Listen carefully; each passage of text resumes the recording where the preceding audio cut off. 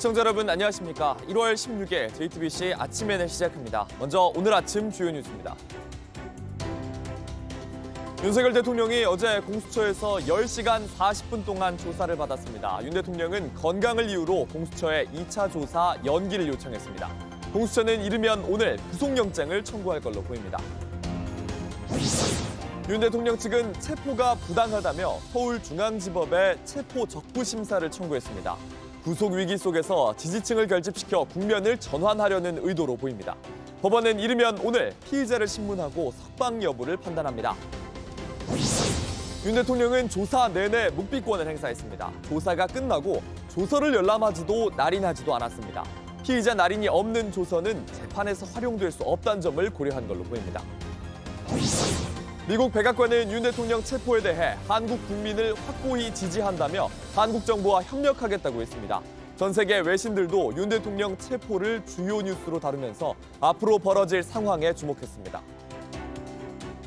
내란 혐의로 체포된 윤석열 대통령은 공수처의 첫 조사를 마치고 지금 서울구치소에 머무르고 있습니다.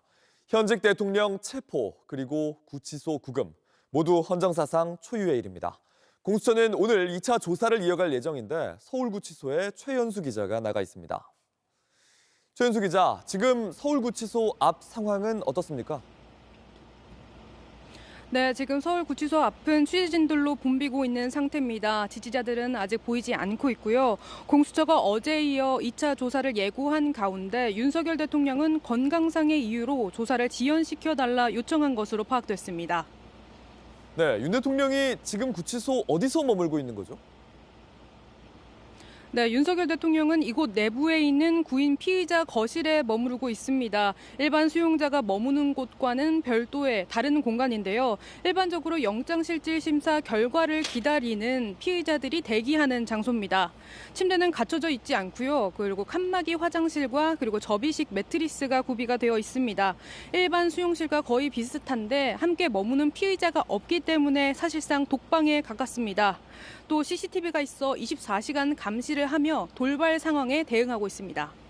네, 어제 공수처 조사는 어떻게 이루어졌습니까?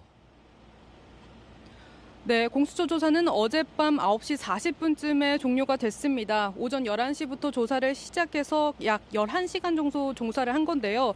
휴게 시간을 제외한다 해도 약 8시간 조사를 받은 것으로 파악이 됩니다. 이재승 공수처 차장, 이대환, 차정현 부장검사가 차례로 윤 대통령을 조사했습니다.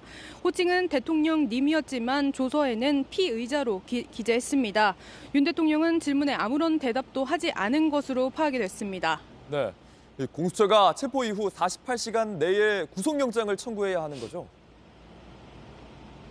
네, 공수처는 이르면 오늘 중으로 구속영장을 청구할 예정입니다. 공수처 관계자는 통상 체포영장을 발부받은 법원에 청구를 한다 이렇게 밝혔는데요. 이렇게 되면 서울 서부지법에서 영장 실질 심사가 이뤄지는데 구속 여부는 금요일 밤에서 그 다음 날인 토요일 새벽 사이에 날 것으로 보입니다. 윤 대통령은 구속 결과가 나오기 전까지 서울구치소와 그리고 서울 서부지법을 오가며 결과를 기다려야 하는 상황입니다. 구속영장이 발부가 되면 최대 20일 동안 윤석열 대통령은 구속 상태로 수사를 받아야 되는 상태입니다. 지금까지 서울구치소에서 JTBC 최연수입니다. 윤석열 대통령은 공수처가 불법 체포를 했다면서 서울중앙지법에 체포 적부 심사를 청구했습니다. 여전히 공수처가 자신을 수사할 수 없다는 주장을 굽히지 않고 있는 겁니다. 특히 체포영장을 발부한 서부지법이 아닌 중앙지법에 심사를 청구해서 국면 전환을 노리고 있습니다. 조민준 기자입니다. 윤 대통령 변호인단이 불법 체포를 주장하며 서울중앙지법에 체포 적부 심사를 청구했습니다. 수사기관의 체포가 적법한지 판단해달라는 겁니다. 이에 따라 법원은 48시간 내로 피의자를 신문하고 석방 여부를 판단해야 합니다. 변호인단은 입장문을 통해 체포영장 집행이 법치주의를 무너뜨리는 불법에 불법을 거듭한 헌정질서 문란이라고 주장했습니다. 불법이 자행되고 무효인 영장에 의해서 절차를 강압적으로 진행하는 것을 보고 정말 개탄스럽지 않을 수 없습니다. 이번 체포 적부심 청구는 그동안의 주장을 다시 강조함으로써 국면 전환을 노린 것으로 보입니다. 공수처의 직접 수사 대상 범죄에 내란죄가 없어 직권남용으로 현직 대통령을 수사한다는 건 맞지 않다는 겁니다. 특히 적부심사를 체포영장을 발부한 서부지법이 아닌 중앙지법에 청구함으로써 관할권을 다시 다퉈보겠다는 뜻도 드러냈습니다. 공수처 수사의 전속 관할권이 중앙지법에 있어 영장 자체가 무효라는 겁니다. 여기에 향후 공수처의 영장 청구 때 구속 전 피의자 신문을 서부지법에서 받는 것을 차단하겠다는 전략으로 풀이됩니다. 공수처가 주도한 수사에 대한 거부 명분을 강화한다는 측면도 있습니다. 또 지지층 결집을 통해 탄핵 심판을 앞두고 유리한 여론을 만들려는 것으로 풀이됩니다. 적부심사는 이르면 오늘 열릴 것으로 보입니다. JTBC 조민주입니다. 체포된 윤석열 대통령은 10시간 넘는 강도 높은 조사를 받았습니다. 공수처는 조사 과정에서 호칭은 대통령님으로 하고 영상 녹화도 하지 않았습니다.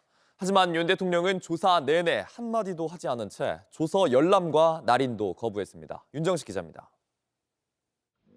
윤석열 대통령에 대한 첫 번째 조사는 어제 오전 11시에 시작해 밤 9시 40분에 끝났습니다. 공수처는 10시간 40분 동안 진행한 조사에 오전에는 이재승 공수처 차장을, 오후에는 이대환, 차정현 부장검사를 투입했습니다. 호칭은 피의자 대신 대통령님이라 유지하면서 현직 대통령에 대한 예우를 갖췄습니다. 조사는 영상 녹화 조사실에서 윤곽금 변호사가 입회한 가운데 이뤄졌는데 윤 대통령의 거부 의사를 존중해 녹화는 하지 않았습니다. 그러나 윤 대통령은 조사 내내 묵비권을 행사했습니다. 조사 시작 과정에서 본인 확인을 위해 이름과 직업을 묻는 말에도 아무런 대답을 하지 않은 걸로 전해졌습니다. 공수처 수사는 인정할 수 없다는 그동안 입장을 그대로 고수한 겁니다. 윤 대통령은 조사 마지막 과정인 조서 열람도 거부하고 날인도 하지 않았습니다. 피의자 날인이 없는 조서는 재판에서 활용될 수 없다는 점을 고려한 걸로 보입니다. 공수처는 윤 대통령이 묵비권을 행사하고 있는 만큼 밤샘 조사는 무의미하다고 판단해 첫날 조사를 마무리했습니다. 윤 대통령은 어젯밤 9시 50분쯤 서울구치소에 구금됐고 오늘 다시 정부 과천청사로 이동해 추가 조사를 받을 예정입니다. 공수처는 체포영장 시한인 48시간 내로 조사를 마무리해야 합니다. 이 시간 동안 윤 대통령은 서울구치소와 공수처를 오가며 조사를 받게 됩니다. 공수처가 구속영장을 청구해 발부되면 최대 20일 동안 구금 상태로 조사가 더 이어질 수 있습니다. 한편 어젯밤 8시쯤 공수처에서 300m가량 떨어진 곳에서 60대로 추정되는 남성이 스스로 몸에 불을 붙였습니다. 이 남성은 의식을 잃고 병원에 옮겨졌으며 현재 위독한 상태로 알려졌습니다. JTBC 윤정식입니다. 윤석열 대통령 체포 소식에 미국 백악관도 즉각 입장을 내놨습니다. 한국 국민을 지지한다면서 우리가 헌법을 지키기 위해 기울인 노력을 인정했습니다. 전 세계 외신들도 윤 대통령 체포를 주요 뉴스로 다루면서 앞으로 벌어질 상황에 주목했습니다. 로스앤젤레스 홍지은 특파원입니다. 미국 정부는 앞으로 상황에서 한국 국민을 지지하고 한국 정부와 협력하겠다는 뜻을 분명히 했습니다. 백악관은 JTBC에 미국은 한국 국민을 확고히 지지한다며 법치에 대한 한미 공동의 약속을 재확인한다고 밝혔습니다. 특히 한국과 국민이 헌법에 따라 행동하기 위해 기울인 모든 노력을 높이 평가한다고 강조했습니다. 외신들도 윤 대통령의 체포 상황을 앞다퉈 보도했습니다. What we're seeing right here, all these South Korean and American flags are conservative supporters of South Korea's suspended president who is now going through an impeachment process. He needs to face police questioning in response to what he did. CNN은 계엄령 선언으로 시작된 정치적 드라마에 새로운 막이 열렸다고 평가했습니다. 워싱턴 포스트는 추운 새벽부터 대통령 관저 밖에 3,200명의 경찰이 집결하는 놀라운 장면이 펼쳐졌다고 전했습니다. 아예 윤 대통령을 한국이 민주화 이후 군사 통치를 한 최초의 지도자로 표현하기도 했습니다. 지지부진했던 체포 과정의 배경도 자세히 짚었습니다. 뉴욕타임스는 윤 대통령과 수사기관들의 관계도를 제시하며 한국에선 수사기관이 많아 현직 대통령을 기소하는 일이 더 어렵다고 지적했습니다. 외신들은 현직 대통령 체포 이후에도 혼란이 이어질 것으로 내다봤습니다. There are some people worrying, what if either side of political crisis will not accept the decision that's going to be made by Constitutional Court in coming weeks. 영국 BBC도 이번 위기가 끝이 아니라 정치 드라마의 다음화일 뿐이라며 정치적 양극화에 뚜렷한 해결책이 없다고 지적했습니다. 다음 주면 도널드 트럼프 미국 대통령이 취임합니다. 한국의 정치적 혼란이 한미 관계에 어떤 영향을 미칠지 주목됩니다. 로스앤젤레스에서 JTBC 홍지은입니다. 온라인에서 화제가 된 뉴스, 화제가 될 뉴스를 골라 전해드립니다. 아침엔 소셜픽입니다. 트럼프 당선인의 취임을 앞두고 2기 행정부의 인사청문회가 진행 중입니다. 피트 헤그세스 국방부 장관 후보자는 북한을 핵 보유국이라고 칭해 논란이 됐습니다. In ASEAN and what type of agreement we have with at least one of those nations. And how many nations are in ASEAN, by the way? But I know we have allies in South Korea, in Japan, and in AUKUS with Australia, trying to work on submarines with them. Mr. and data Hegseth, transfers none with of those them. countries We are have in allies ASEAN. across. None of those 3 countries that you've mentioned are in ASEAN. I suggest you do a little homework. 동남아 국가연합, 아세안은 태국, 인도네시아 등 11개 나라가 있습니다. 미국은 태국, 필리핀과 조약을 맺고 있고 중국의 영향력을 막기 위한 걸로 여겨집니다. 현지 시간 14일 워싱턴 DC에서 열린 미국 상원 군사위원회 인사청문회, 피트 헤그세스 장관 후보자는 이렇게 진땀을 흘렸습니다. 전문적인 질문에 연이어 실수했고 과거 성폭행과 불륜 의혹에도 질문이 쏟아졌습니다. 북한의 위협에 대한 의회의 서면 질문은 북한의 핵 보유국 지위가 한반도의 위협이라고 답했는데 미국 정부가 지금까지 쓰지 않았던 표현입니다. 트럼프 2기 행정부가 북한을 비공식 핵 보유국으로 인정한 거냐 이런 지적이 나왔습니다. 헤그세스는 육군 소령 출신으로 폭스뉴스의 진행을 맡아왔는데 국방에 대한 지식이 부족하다는 지명 논란 더 이어질 걸로 보입니다. 젤렌스키 우크라이나 대통령이 북한군을 신문하는 영상을 추가로 올렸습니다. 젤렌스키 대통령은 러시아가 이들을 어떻게 이용하고 있는지 알게 될 거라고 말했습니다. 증인이 가지고 있던 러시아 신분증에 어떤 사진이 있거나 아니면 증인 이름이 써져 있었는지. 사진 없이 이름도 해서도 다 러시아가 되니까. 우크라이나군은 최근 2명의 북한 군인을 생포했습니다. 생포 당시 이들은 러시아 군인의 신분증을 갖고 있었는데 뭐가 쓰여 있는지 제대로 몰랐던 겁니다. 이 병사는 방공호 안에 있다가 나갔지만 다리를 다쳐서 더 갈 수가 없었다면서 붙잡힌 경위를 설명했습니다. 적을 어떻게 다루는지 아는 게 있냐고도 물었습니다. 정의 그림을 그려서 이렇게 집과 창을 그려가지고 집으로 가겠는 거야 아니면 끝까지 싸우겠는 거야. 우크라이나 특수전사령부는 러시아 쿠르스크에서 북한군과 전투를 이어가고 있습니다. 이들은 북한군 병사 1명이 수류탄으로 자폭했다고 밝혔는데요. 일본 언론은 우크라이나 관계자를 인용해서 얼굴에 폭탄을 터뜨려 신원을 알아보지 못하게 해 북한의 참전을 은폐하려는 의도라고 전했습니다. 넷플릭스 시리즈 오징어 게임 시즌2에 참여한 배우들의 인터뷰가 계속해서 공개되고 있습니다. 래퍼 타노스를 연기한 빅뱅 출신의 연기자 탑 최승현이 11년 만에 입을 열었습니다. 수많은 이들 속 차지한 내 바로 잡초들 사이 활짝 핀 내 beauty flower. Bowed you no choke, I'm a legend Thanos. 마약에 취한 래퍼 출신 참가자 타노스, 배우 최승현과 닮은 캐릭터였습니다. 2017년 대마초 흡입 혐의로 유죄를 선고받은 최승현은 캐스팅부터 논란에 휩싸였고 이렇게까지 논란이 될 줄 몰랐다던 황동혁 감독은 해외에서는 호감도가 높은 캐릭터라고 말하기도 했습니다. 최승현은 11년 만에 나선 언론 인터뷰에서 제 과거의 거울 같은 캐릭터고 숨기고 싶은 측면들을 반영했다며 운명이 저를 끌어당긴 것 같았다고 말했습니다. 감독님이 연락을 주셔서 일을 할 용기가 생겼다고도 했습니다.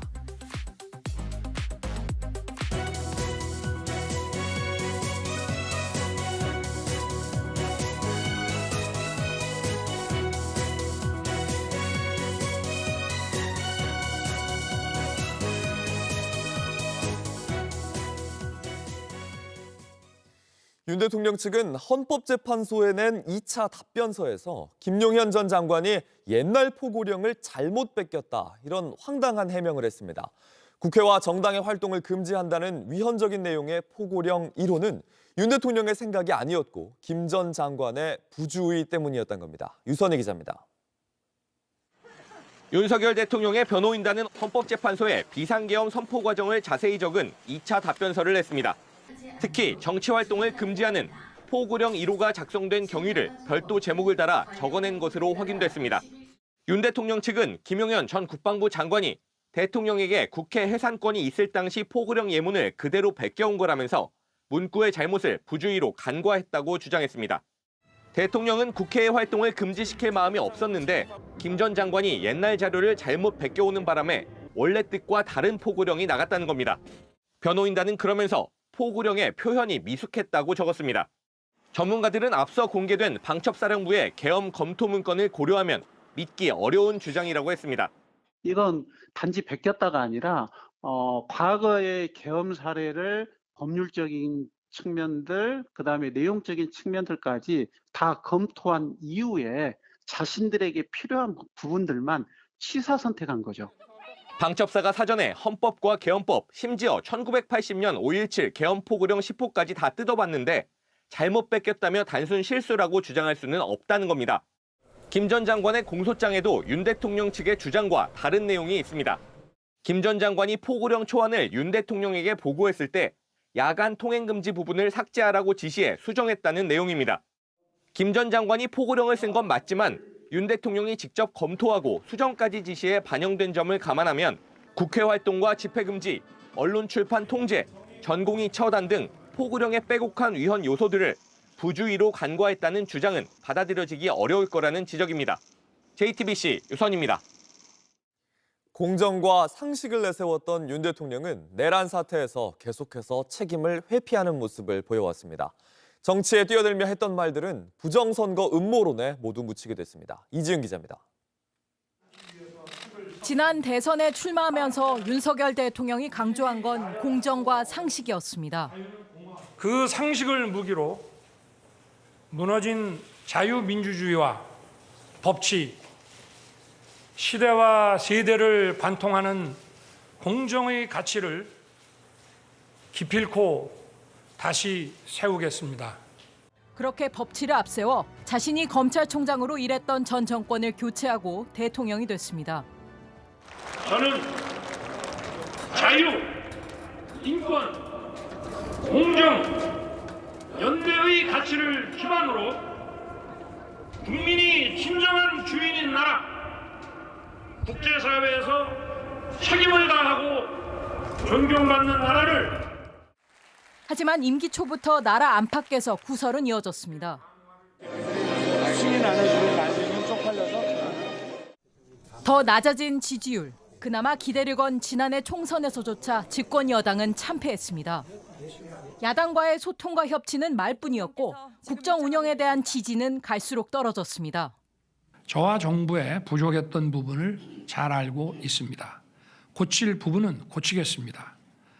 국민 여러분의 뜻은 겸허히 받들어서 국민을 섬기는 마음으로 쇄신을 비상계엄이라는 돌이킬 수 없는 과오를 저지른 뒤에도 변명으로만 일관했습니다.